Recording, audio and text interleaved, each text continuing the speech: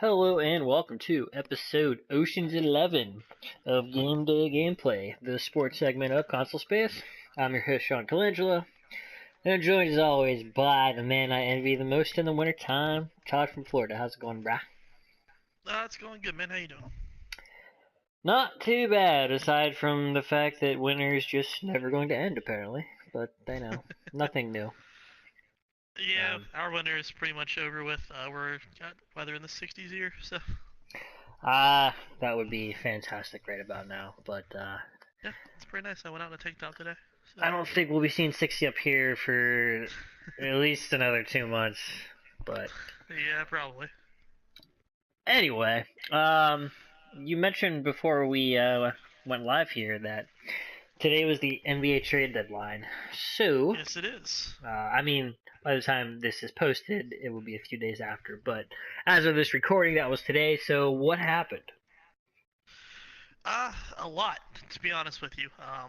Even a couple trades leading up to it. I'll talk about the biggest ones here. Let's start in chronologically. The first big one that came through, Blake Griffin. I'm sure you know who Blake Griffin is, right? Yeah, he went Big to man forward for the Clippers. Was for the Clippers. He was traded to Detroit. yeah. I actually That did was see that. about a week ago. Um, that one's a little bit old news at this point. But it was kind of like the first big trade of the leading up to the deadline. He went to Detroit along with Bryce Johnson, and the Clippers got a really good guard in Avery Bradley back. Also got some depth players in Tobias Harris, Marjanovic, I think I'm saying his name right, and a 2019 second round pick that's protected. So if it's a top whatever pick, they can change it to a different pick. But um, yeah, that's pretty typical NBA trade. Detroit obviously gets a big player for a playoff push. They lose a younger, probably more valuable player in a guard than Bradley, though. So a lot of people are saying it was actually a better trade on the Clippers side, even though they lost the best player in the trade. NBA is weird like that. It's not like hockey or NFL where if you get the best player in the trade, you always win. There's a lot of moving good players for younger guys picks and things like that in the NBA that doesn't happen elsewhere. Right. Um, Keeping it going, a couple other deals. Milwaukee traded for Tyler Zeller, a center from the Nets. The Nets got Rashad Vaughn and rights to a future second. So that's not a huge move, but it's a move that gets Milwaukee a little bit closer to that playoff spot. The Bulls traded Nikola Mirotic. He's a pretty not a star, but he's a good role player to the Pelicans, and the Bulls got Amir Asic, Jameer Nelson, and Tony Allen out of the deal, so they get a couple depth players as well. And then today happened, and I gotta tell you, dude, Cleveland has completely rebuilt their roster. Um, let's start with they sent Dwayne Wade back to Miami. Um, So his experiment in Cleveland is done. He's back with the Heat. They got a second round pick out of that in 2024. That's really just a move to get Wade's salary out of the team, to be honest with you. It's good to see Wade end up back in Miami, though, because, it's where he made his name. That's where he was a big player. He really should have never left, to be honest with you. Um, then they turned around and they traded Isaiah Thomas to the Lakers. Obviously, Isaiah Thomas was the big centerpiece of the deal they got for the Kyrie Irving trade. That and the first round pick that they got out of it for this coming draft. Um, they traded him and Channing Frye as well as another first round pick, a later one, to the Lakers for six-man Jordan Clarkson, excuse me, and Larry Nance Jr. Um, that's a big trade. Obviously, the Cavs are already giving up on Isaiah Thomas. He had about a half year, never really did well. He didn't play a lot of it because of injuries, and when he did play, he wasn't really lighting up the way they thought he would. Um, this is also a big move for LA because it clears a ton of cap space for this offseason. Obviously, there's been the rumors for a while that LeBron is going to try to make a super team in LA. He's going to go there with possibly Paul George and maybe Chris Paul. Oh, I've heard. I thought it was Golden State. What happened to that? Well, there was a rumor that he was going to get traded this offseason to Golden State. It wasn't going to be like a long-term thing, but they thought they might trade him there to build a super team for this run kind of thing. Um, there would have been too many moving pieces involved, and it was more of a kind of a what if scenario than really anything that was probably going to happen. A Okay, lot I of got you. pundits made a big deal about it, but it really was more of a this is something that could happen, and how crazy would this be kind of thing. You know what I mean? Yeah. But yeah, the Lakers cleared out a ton of cap space with that trade, and they're going to have some room to sign some big guys this offseason. They did get Isaiah Thomas back, but he's a free agent coming this offseason too, so they could bring him back or they could let him go if they end up getting guys like LeBron, Paul George, those kind of guys. So it gives them a lot of flexibility coming this offseason as to what they want to do with that. Um, yeah, so I mean that's kind of a huge deal. The Cavs have completely rebuilt their roster on the fly. They sent out the starting players in Thomas. They sent out Dwayne Wade. Imam Shumpert went in another trade that was more of a minor trade there. They ended up trading 6 players overall and got 4 players back. So that's a lot of turnover on an NBA team. I mean, that's basically half your roster that turned over. Um, Yeah. Pretty crazy day. Damn. Pretty crazy day for the Cavs. Honestly, other than them, I mean, there were a couple other teams that made small moves. Brooklyn and New Orleans traded some depth guys. Heat and the Hawks traded some depth guys, but really nothing that had any kind of star power or big name potential other than the ones that went over there. Yeah. Outside of Um. that, in terms of what else is going on in the NBA trade wise, the only other thing I had written down, the Knicks suffered a pretty big setback. Kristaps Porzingis, their star big man, I want to say he's Latvian. I don't know exactly where he's from. He's from one of those Eastern European countries, but he suffered a pretty nasty ACL tear in a game the other day. My little brother actually showed me the video of this one. It wasn't fun to watch. It was not fun to watch. I'll have to Google that. I haven't seen it yet. Hits the ground, hits the floor, leg first, and his knee pretty much gives out It's not worse. completely. It's not worse than the. Remember the video of Anderson Silva? Oh yeah, the Silva video is pretty bad. I mean, this one wasn't a break; it was a knee thing. Okay. Like, there's no bones broken or anything like that, but you could tell his ACL was done as soon as it happened. Yeah. Um, Ugh. if we're going sports injuries, the worst sports injury I've seen was in an NCAA basketball game. I want to say it was a Louisville player. Suffered a compound fracture, meaning the bone went through his leg, through the skin, Mm. and you caught just enough of a glimpse of it, and it was nasty. That Ugh. one is not one that I want to ever watch again. But Ugh. Yeah. yeah, but that's pretty much it for the NBA. I mean, trade deadline, a lot going on, but really the only big player team out there was the Lakers and the Cavs in terms of making gigantic moves today. Yeah. All right.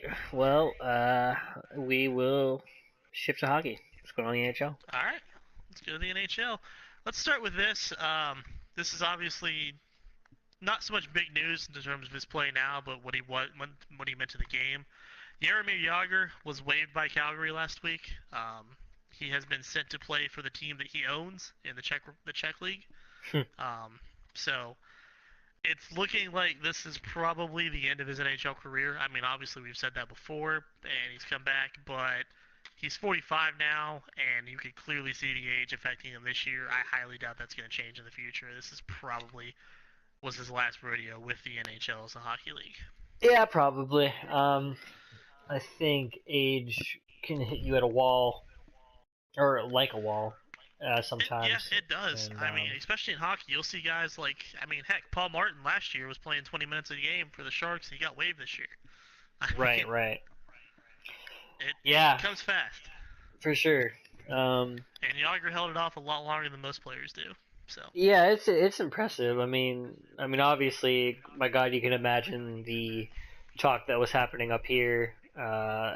People, wanting to, you know, wanting the Pens to trade for him and bring him back and blah blah blah. And it's like they're not gonna Yeah. do that. I do think it No. would be cool if they, let him or I guess not let him, but like asked him to retire a Penguin because he did play here in the Berg significantly longer than anywhere else. Um, Hmm. so I mean, he will always be remembered primarily, I think, as a Penguin. So Yeah, that's where he also put up um, his best numbers in his career and won yeah, both his cups. So so I think it'd be cool if they do that. I'm sure it'll happen eventually, maybe not anytime soon, but yeah, I could see sell it like some kind of ceremony next year at the beginning of the season or something like that. yeah, we'll see. They might sign him to like a one of those 10-day contracts, or whatever, just to retire him. Yeah, Um, but yeah, I mean, obviously, I think he has the second most games played in history, behind only Howe. So that's crazy. he was a legend. He's up there. He's top five pretty much every record possible. Um, it is what it is. His last couple years haven't been great. I mean, he still like 2 years ago still had a 66-point season with Florida, so that's crazy in and of itself that he did that at 42, 43. But after that, he slowed down a lot. His speed can't keep up with today's game. So Right. um, Yeah, it sucks, the other but side of that, it's gonna happen sooner or later. So yeah, it you knew it wasn't too far off. I didn't think he was making it to 50 like he claimed anyway. But the other side of that, we got a player coming out of retirement. I don't know if you heard about this. Mike Fisher is coming back to Nashville. Oh, He's left. I heard that. Yeah, he's left his retirement and he's rejoining the team. Obviously, he's not going to be playing second line center anymore like he was last year. Um, they are ridiculously deep down the middle. I wouldn't be surprised if he doesn't come back and end up playing wing on one of the bottom six lines. To be honest with you, unless there's an injury somewhere. But between Johansson, Turris, and Bonino, you got to figure they're going to get center spots before him. So maybe he's the fourth line center, but I'd say he'd probably play more of a wing spot on the third line with Bonino. Now, Would be my guess. why do you think he's doing this?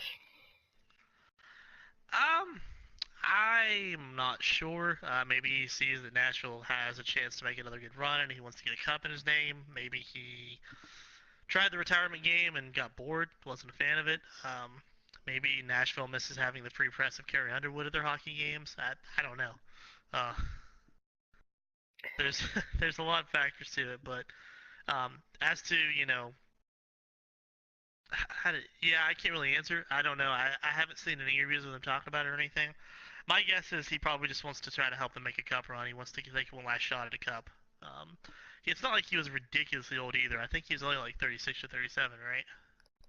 Yeah, but he had like no points in the playoffs last year. Like he Yeah. literally didn't Well, have a point, which I couldn't even I I believe. I get that, but you got to remember he was playing second line role, and Mike Fisher's not a second line center. Well, And the yeah, I know. injuries they had, they were really depleted down the middle in the playoffs Yeah, last year. I think it's kind of a bitch move because I think he's just trying to latch on in hopes of a cup run. I mean, you know, you look at the Preds; they've been playing pretty well all season. The Hawks aren't what they used to be. The Oilers, we don't know what's going on with them. Like we all thought they would probably win the West, and they're like not even close. Um, so I mean, the West isn't I don't think quite as strong as the East. I mean, well, there is Vegas, and interesting to see if they can really keep this up all the way into and throughout the playoffs. I think sooner or later they're gonna kind of hit a wall. Um, Yeah, the but Pacific's weak outside of Vegas. It really is. I would not sell Winnipeg short as a team this year, though. Winnipeg is playing some fantastic hockey right now.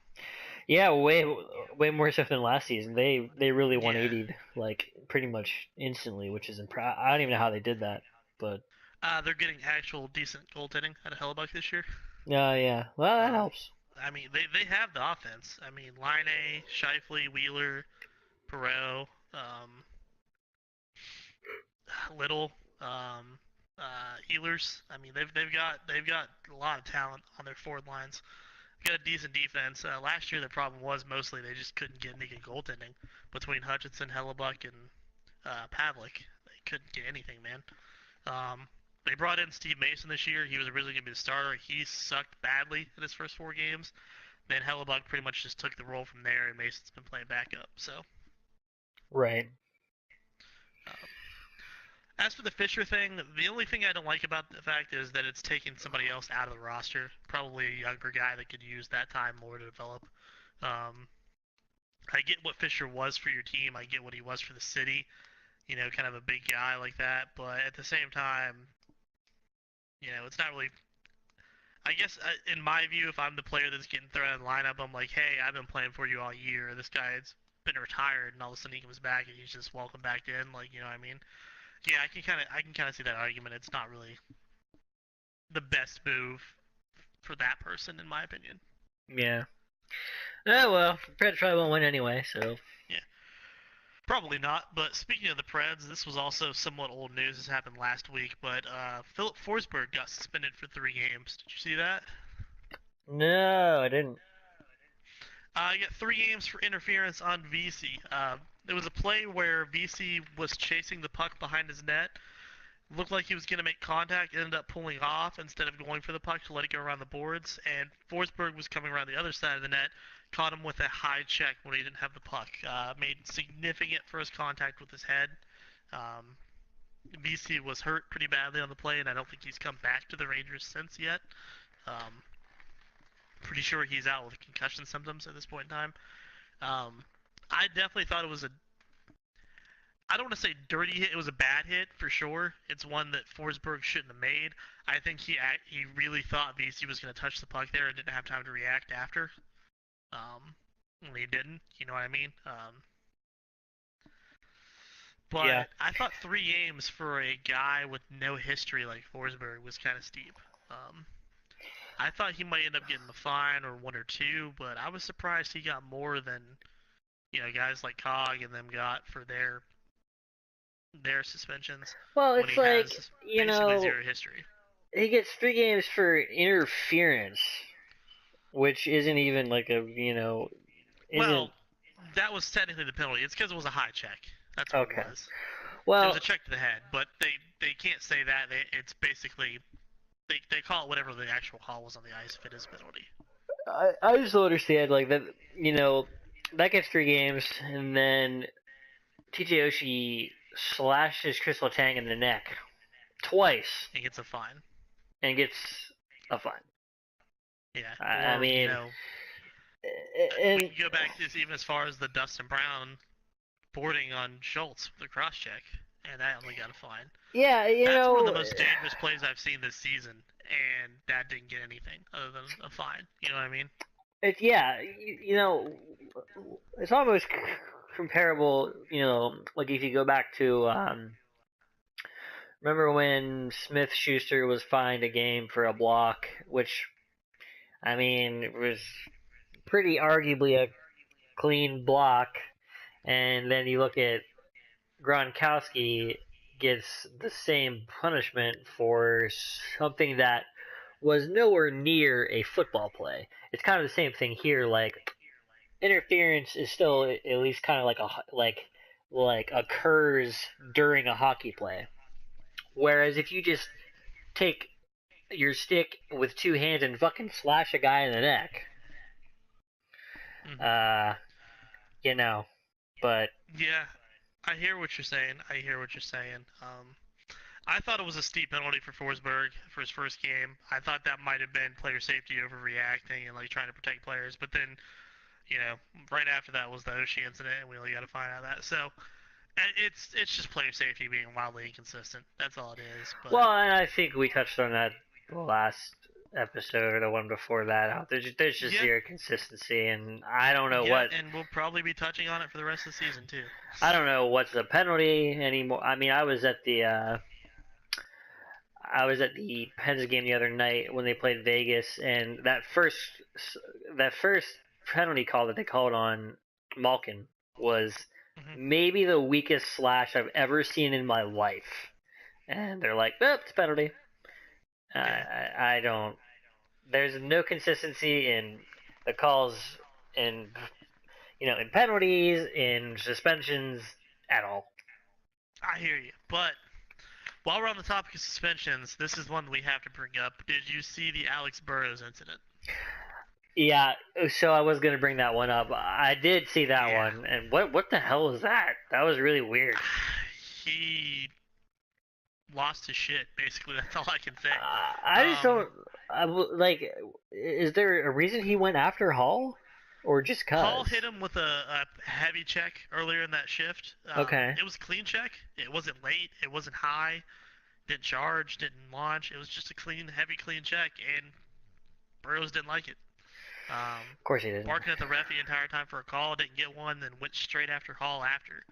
Um, I can't stand that. he, I can't either. And I mean, Burrows is a guy that has a history for doing it. Oh well, Um, yeah, he's he's for sure. but I mean, if he had just gone after him and punched him, thrown down the ice, maybe he gets a call, maybe he gets some kind of fine or something.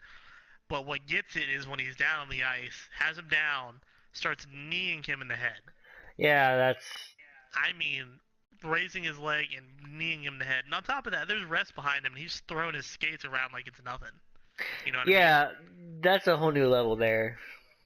I don't think I've ever Yeah. seen that before. Well, the league wasn't a fan of it. He got 10 games. Okay. They shut it Well, there you down go. hard. I knew he was gonna. He got a call for an in-person hearing pretty much 10 minutes after that game was over. They was like, yeah, you're gonna get suspended for this one, and they did not take it easy on him. He got the book thrown at him with 10 games. Yeah, well, good. Which He honestly, this is deserved it. only his second suspension. I found that hard to believe given the way Burrows plays, but he's only ever had one other suspension, and that was for 3. So, you Yeah. know, big up, but that we talk about plays that have no room in hockey. That one for sure has no room anywhere. You don't need a guy in the head while he's on the ice. You just don't. And on top of that, you're doing that with feet that have giant blades attached to them that could hit a ref, could hit another player trying to break you up the thing. You just don't do that. You don't do that in any way, shape, or form. And I have no idea what went through Burrow's mind in that time frame. Yeah, I would love to know. I would too. But outside of that, not a lot going on. We're raring up toward the trade deadline in hockey. It's coming in about 2.5 weeks or so. Um, a couple teams have been getting ready. One of the biggest pieces of news I've seen in terms of potential deadline move, the Rangers have asked Rick Nash to submit his team list for his no trade clause. Uh, so what does that mean? That he? That means they asked him for 12 teams that he would accept a trade to because he has a limited no trade clause. Oh, so they want So to get he rid of can, him. yeah, exactly. They've asked him to submit the teams that he would be willing to take a trade to, and probably asked him on the side, hey, which of these teams on your would you waive your no trade clause for? If we got a good deal. There's been a lot of speculation that the Rangers are going to be heavy sellers at the deadline. Nash has been a big name. McDonough's been a big name. For guys that went out, Grabner's been a big name. They've pretty much come to terms with the fact that they're probably not going to be a playoff team this year. And even if they were a playoff team, they're not a cup team. So they are looking at finally hitting the button on a rebuild or retool right now. Wow. Um, as for teams that would be interested in Nash, I don't know, man. Dude gets paid a lot of money to not score a lot of points. Maybe Columbus wants him back as like a, bringing back their star guy that they started with. They probably have the cap space for him too, to be honest. I don't know. I've heard rumors of the Pens. I don't like that at all. No. First off, Nash plays a wing, and that's not what we need. It's Second not gonna off, happen. no. No. But pretty much any time a big offensive player goes on the board, there's always rumors of the Pens. You ever notice that? Yeah, I don't. I mean, I know Rutherford likes to make big moves, and that's probably why those rumors happen. But I really don't think he wants Rick Nash. I think part of it is the fact that we have Sid and Gino, and we never have enough wingers for Sid and Gino. So there's always the idea of, oh, Well, let's get this winger for Sid or this winger for Gino, and I'm we like, usually don't. This is the closest they've been in a long time, which is probably why they've won cups recently, because they actually have yeah, had some good, you know, uh, like a good support staff. yeah, But yeah. Well, I remember earlier this season when Pacioretty was getting thrown around as a name. One of the first things that comes out was, oh, Pens are going to pick him up and play him on Sid's wing. And Yeah. like, yeah, but there's this little thing called the salary cap, and I don't think they can afford another $7 million player.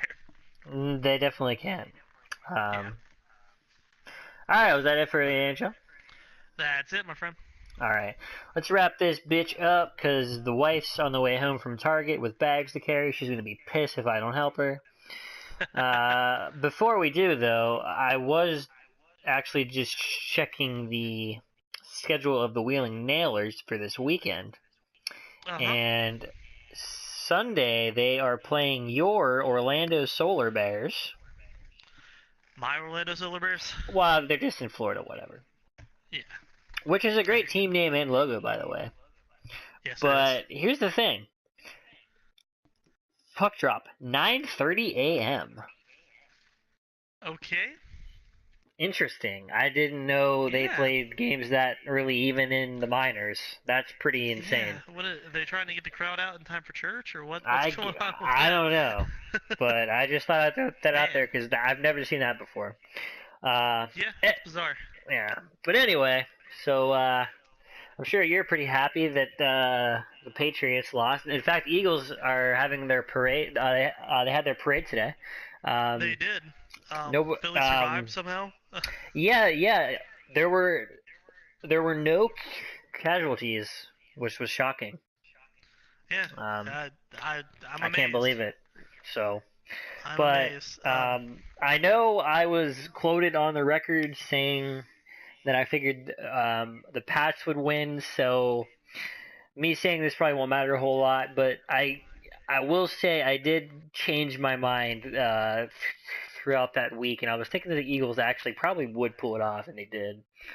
So yeah, I remember I picked the Pats with you, but I was one of those guys who said, "Hey, don't sell the Eagles out. This is gonna be a close game."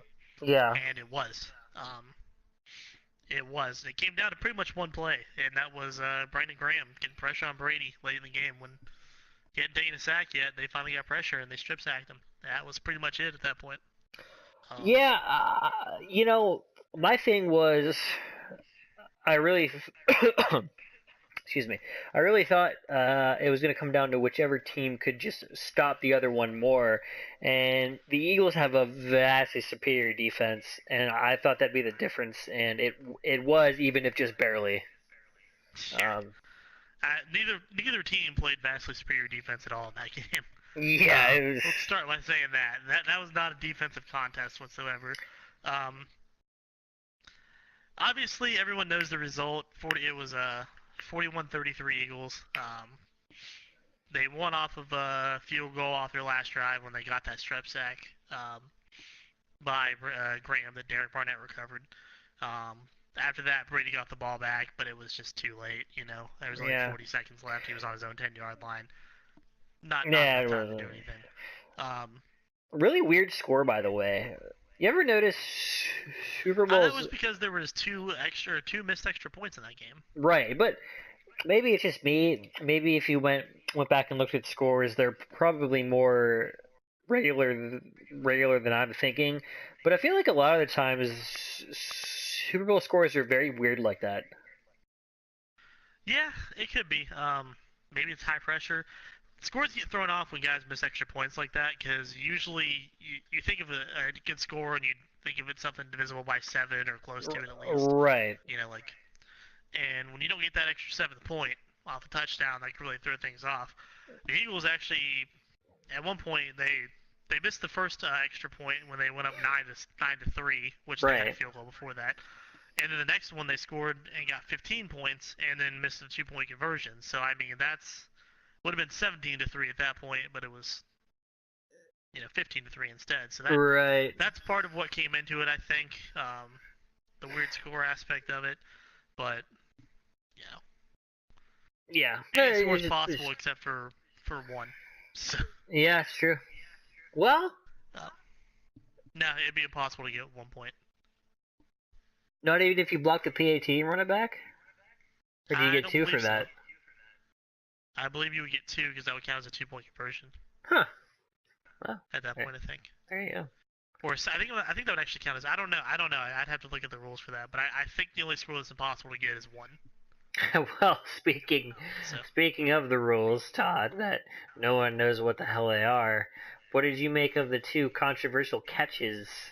One of which being, yeah, like it's obviously being compared a lot to the catch no catch by Jesse James a few weeks ago. yeah, let's talk about the first one. I can't remember the receiver that caught it, but it's the one where he caught it and bobbled a little bit, and it looked like he might not have gotten his both feet in bounds. Um, the thing that really affected that play, I think, is the fact that it was called a touchdown on the field.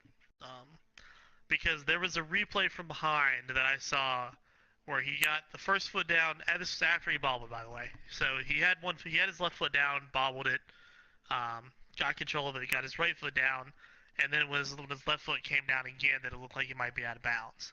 But there was a replay from behind that looked like he dragged his left foot before it hit the inbounds line. But from the angle of the replay, you couldn't see if he drug it before or drug it after. And that's what I think threw the refs and said, we can't really make a call one way or the other. We're just gonna have to leave it to the call that was on the field, which was a touchdown. Right. Um, that's, I mean, there's Patriots fans out there that are putting, still frames showing the guy's toe on the line, everything like that, and I'm like, yeah, it could have been called one way or the other, but I'm just saying I don't think the refs found a view that was definitive that no part of his foot was down before he went over the line. You know what I mean? I just don't think there was enough replay evidence to show that. Um, so obviously that one counted, stood, the call on the field. The second one was, I don't know, man. The thing is, Ertz caught the ball, and he took 2 steps and switched hands with the ball, by the way. I don't know how you can claim a guy doesn't have possessions when he catches it and then switches hands so that he can dive with the other hand. But he caught it with his one hand. It was in his left hand. He switched it to his right as he dove and put it over the line. How is that not considered being a runner at that point? Uh, yeah. I mean, I again back in December, I even thought what James did was enough to be considered a runner, Yeah, and so that should have been no question. I don't. because once you're a I runner, don't. it doesn't matter what happens after the ball crosses the plane. The second that ball crosses the plane at all, that play is dead. It's over. It's a touchdown. Yeah. And you could literally throw the ball into the stands before you hit the ground, and it wouldn't matter. Like it's a touchdown. Let me ask you Um, this: Do you think it would? Do you think it would just help to make it the rule, regardless of whether you're a runner or a receiver, that you just have to maintain the ball through whatever it is you're doing, like just all no, the way to the ground? no, I don't No? think it would. No, because then you're gonna have. I mean, look at the plays where they run halfback dives and guys dive over the line and stretch over to get the ball across. Yeah. You know what I mean? Situations like that. That's gonna take that play out of the playbook because if he loses control of the ball before it passes the line, you know, what I think the NFL just needs to stop making it so complicated. I mean, anyone that saw that play, if you watch that play in real time, you watch it in slow motion. I don't know how you ask anyone, they say that's not a catch. Yeah. You know what I mean? Yeah, He I mean, clearly caught the ball. It just comes down to what the NFL is arbitrarily calling a runner or not a runner. But to me, if you consciously dive toward the line, you've got enough possession of the ball that you're making a football play. yeah. Oh, man. I don't know. Because it's not I like don't he know what caught they that could as do. he was diving toward the line. He caught the ball facing the quarterback, turned around, and then dove. You know what I mean? Right. Yeah, I mean, I think at that point he's very clearly a runner. I don't see how you. Which is what they called. They said he established himself as a runner. Ball Yeah, crossed the plane. Doesn't right. matter that it came out when he hit the ground. Which, in my opinion, was the right call.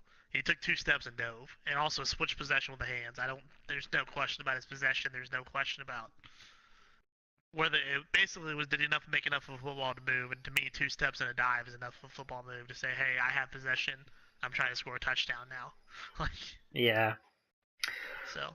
Well, um, yeah, like we touched on the high scoring. I mean, I think that's just a testament to how offensive the league is now. I mean, it's insane that many points are This was scored in the also the most combined yardage from any Yeah, two offenses in an NFL game in total, postseason and regular, I think that's all you ever need to in know history. to just see the state of the league, and like Yeah. it's pretty crazy. But well, man, Yeah. unless you had a whole lot else, the old lady's here, so I'm gonna go help her out. Nope, But we can wrap it up with that. I think we can all rejoice in the fact that the pay. I mean, I don't want the city of Philadelphia to win anything either, but I think we'll take the Pats I'll take L. it over the Pats. Yeah, I'll take it over the Pats. For I'm sure. I'm with you, but so obviously we probably won't have much news regarding the NFL moving forward. Maybe we'll sub something in. I don't know. We'll figure something out. We can always talk plenty of hockey. That's never a problem for us. But No, we got plenty. And I'm sure there'll be some free agency news and draft news come around that time, so we'll cover that stuff as well. yeah, for sure. All right. Well, All right. until next time, thank you for listening. This is Game Day Gameplay. Also, check out our podcast, the Console Space Podcast. We do about video games once a week. And Todd, I will talk to you next week, my man. All right. Sounds good, man. Have a Later. good one.